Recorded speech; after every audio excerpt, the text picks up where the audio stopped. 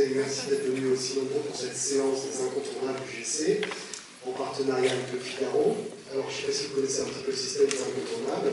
Chaque année, toutes les rédactions du Figaro se réunissent et on essaye de faire une liste de 25 films, nos 25 films préférés. Et souvent, c'est la bagarre. Alors, le Madame Figaro veut tel film, le Figaro Magazine celui-ci, et le quotidien un autre. Et il se trouve que pour le film que j'ai la chance et l'honneur de présenter ce soir, il n'y a pas eu de discussion, pas eu de débat. Vous le savez, Anatomie d'une chute a reçu la Palme d'Or. Ce qui fait de sa réalisatrice Justine Triet la 3e réalisatrice à décrocher, à avoir une palme.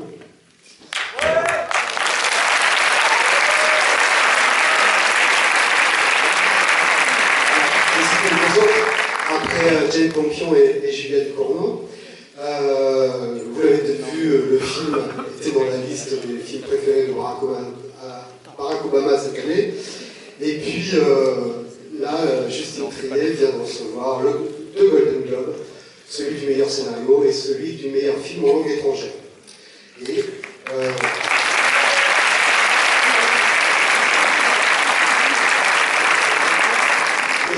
c'est tout mal qu'on lui souhaite, elle va peut-être, alors qu'elle n'a pas été choisie par le CNC, le gouvernement français, récupérer un ou deux Oscars, on espère, on verra bien. Pour vous présenter le film, je pense que rien ne vaut mieux que la réalisatrice en personne, Justine Triet, qui vient de m'accompagner.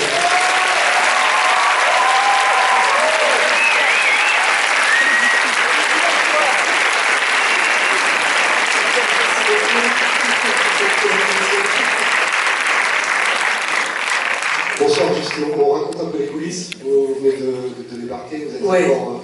Je suis un peu en jet lag, je me suis endormie à 5h du matin. Donc voilà, mais là c'est bien, ça correspond au matin. C'est le matin là, ouais. Voilà, vous me réveillez. Donc je l'ai dit en introduction, et j'ai pas pu citer, parce que là on en est à 30 récompenses, une trentaine de récompenses pour le film. Et pourtant, quand vous avez fait votre discours au Golden Globes, vous sembliez très circonspect avec Arthur Harari, votre compagnon, à l'écriture. Une histoire comme ça de dislocation de liens familiaux, une histoire un petit peu de thriller, pas très gai. Vous aviez vous angoissiez. Non, mais c'était au-delà de ça, c'est qu'il faut remettre ça un peu dans le contexte. C'est vrai que quand on a commencé à écrire, c'était le début du Covid. Franchement, beaucoup de gens, quand on parlait de cinéma avec les gens, ils disaient bon, bah, c'est vraiment la merde en ce moment, ça se passe pas bien, il faut que tu te rendes compte en fait que là, t'es plus à l'époque de Victoria, c'est fini le côté, les gens ne verront plus en salle, et donc du coup, on a passé notre temps à dire bon, et puis en plus c'est vrai qu'il y avait vraiment cette histoire de casting aussi. Il faut savoir que les financiers, les partenaires financiers, quand on leur ramène un projet comme ça, ils disent ah bon, tu vas faire jouer qui? Et c'est vrai que Sandra Hüller, même si elle est adorée en France, elle pouvait faire un peu peur en fait. Et puis une actrice allemande qui va parler français, anglais, mais pourquoi? Donc il y avait tous ces enjeux-là, et c'est vrai que j'ai écrit un truc en forme de blague pour le Golden Globe, parce que c'est vrai, c'est vraiment la réalité, c'est qu'on a passé notre temps à écrire en disant voilà, peut-être c'est le dernier film que je fais avant de faire une série pour gagner un peu d'argent. Parce que au départ, c'était un projet de série.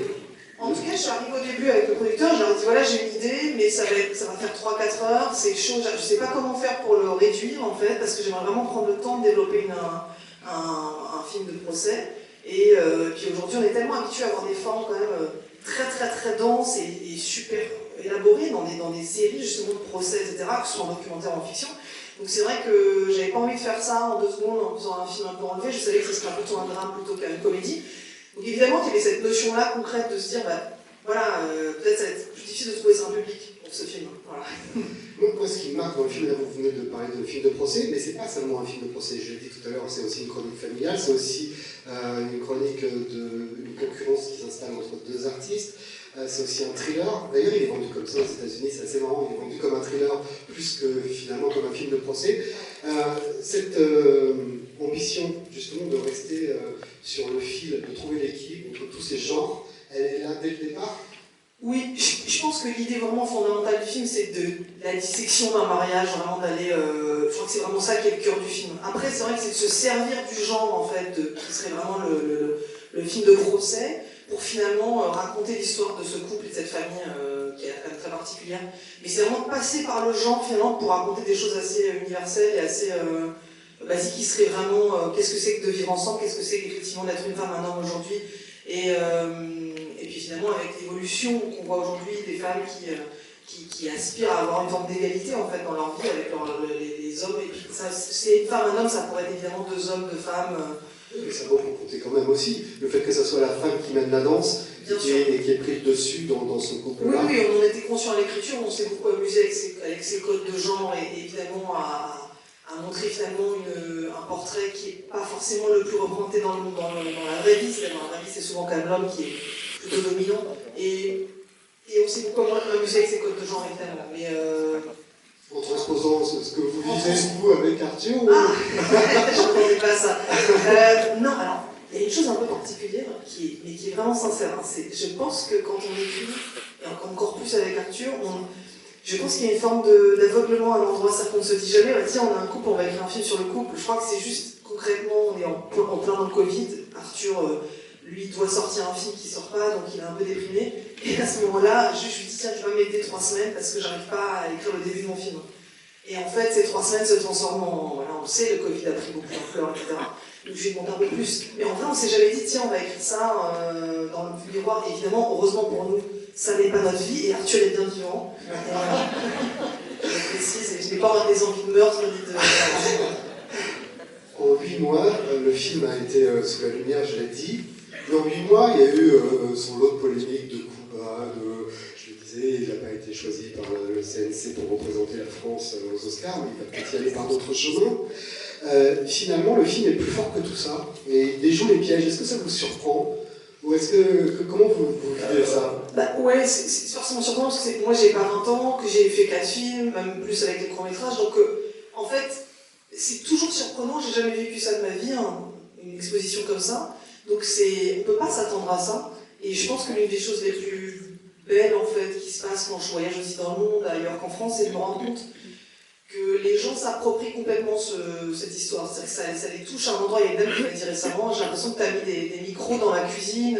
Une autre femme qui m'a dit, j'ai appelé mon ex pour lui dire d'aller voir ton film pour comprendre pourquoi j'allais quitter.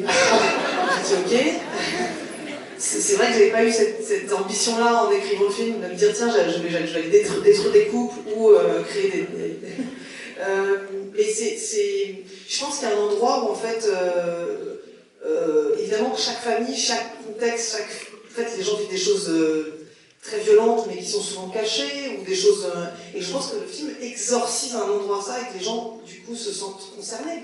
C'est plus juste une question d'un film, je pense que c'est des fois une question aussi simplement de ce que les gens vivent en fait chez eux.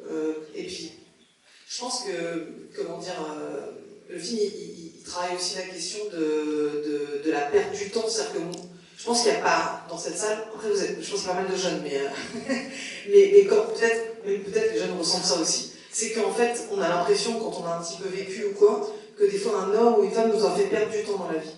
Donc on se dit, putain merde, j'ai perdu 5 ans avec cette personne qui m'a bousillé ma vie à un moment donné ou quoi. Et je pense que le film, il travaille aussi cette question du temps, vraiment. De comment à un moment donné, on en veut à l'autre aussi de nous prendre ce temps-là. Et ça travaille la question de l'égalité, vraiment. Vraiment, je pense que la question de l'égalité dans le couple, c'est la question la plus fondamentale du film.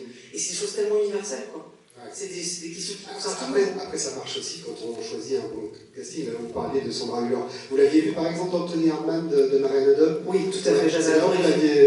C'est là où je l'ai découverte et où je me suis dit que c'était vraiment une actrice exceptionnelle qui ne joue pas.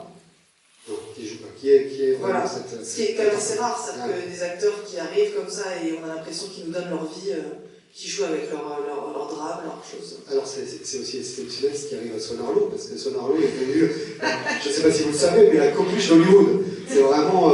c'est très très étrange. C'est le French avocat, le French... En fait, moi j'ai pas mal de gens qui m'ont dit, mais il est super sexy, c'est l'acteur le plus sexy français. Ouais, j'adore ça, mais je pensais pas qu'il avait cette... Et alors lui, comment il réagit à ça? Il est touché, il me dit toute une question de cheveux parce que je l'ai vachement emmerdé sur ses cheveux, je voudrais les laisser pousser, je n'arrêtais pas de lui travailler ses cheveux d'une certaine façon. Donc il m'a dit c'est grâce à toi et à ma transformation capillaire. Qu'est-ce qu'on peut vous souhaiter là? Est-ce que, parlait des Oscars, vous pouvez concourir pour le meilleur film, la meilleure réalisation, le meilleur scénario et peut-être la meilleure actrice. Au-delà de tout ça, est-ce qu'un succès, quand on a comme ça 4 films derrière soi, est-ce que ça libère quelque part ou ça peut aussi paralyser? C'est la question que je me posais en venant, en me disant, parce que là vous êtes exposé, surexposé, est-ce que derrière ça vous oblige à prendre beaucoup de recul par rapport à tout ça pour se remettre à l'écriture Oui, c'est sûr. Disons que j'ai des envies d'écriture là. Ce qui est compliqué, oui, j'espère, c'est impossible de refaire un succès comme ce film, je pense, parce que j'essaie de me libérer de ça, de me dire voilà, je vais faire un film de merde après, peut-être que le film après sera bien. Mais non, mais c'est vrai que c'est inespéré, impossible de prévoir ce type de succès, et évidemment une immense joie de voyager avec ce film et de. Voilà, mais vouloir évidemment reproduire ça, c'est une entreprise assez périlleuse. Je pense qu'il faut se dire voilà, que la vie est longue, je l'espère pour moi encore, et que peut-être j'aurai voilà, des... Je le rappelle parce que c'est 1,3 million de spectateurs en France et 1,6 million pour le moment dans le monde, et puis ça continue parce que ça sort dans plein de pays. Ouais. Je vais vous laisser découvrir pour ceux qui ne l'ont pas encore vu et pour ceux qui l'ont J'ai une question juste dans la salle, personne l'a vu? Non. Qui l'a vu juste pour savoir? Ah, quand même. Merci beaucoup. Merci en tout cas à vous, Justine, d'être venue. Et merci à vous. Très bonne séance à tous.